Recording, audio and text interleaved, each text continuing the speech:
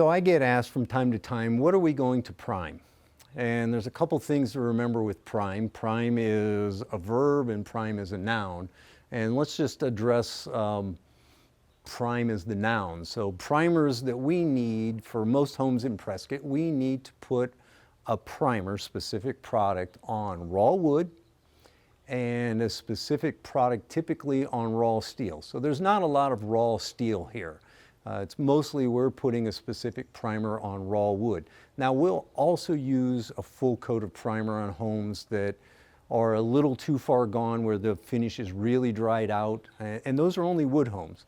Masonry doesn't have to have a primer, so primer the noun.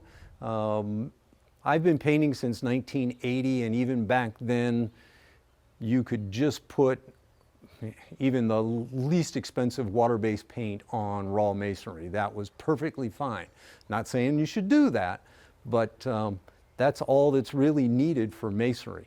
Now with steel nowadays, there's actually some industrial coatings that we use for iron rails and iron fencing that are actually sort of self-priming. And so sometimes we're just putting 2 coats of that on, even if there's a little spot of bare metal. Occasionally we run across iron railings that have a lot of rust on it or a lot of peeling paint, and then we're actually going to go ahead and put a rust sealer on that surface. And that's just my extra insurance that it's going to hold up. So the manufacturer says that 2 coats of the industrial acrylic is going to be perfectly fine, and that's their system, but I think once we've prepped it and we've covered everything up, it's not that much more time to have that extra insurance of sealing the rust. So we kind of covered that. Raw wood gets primed, raw steel sometimes, if there's a lot.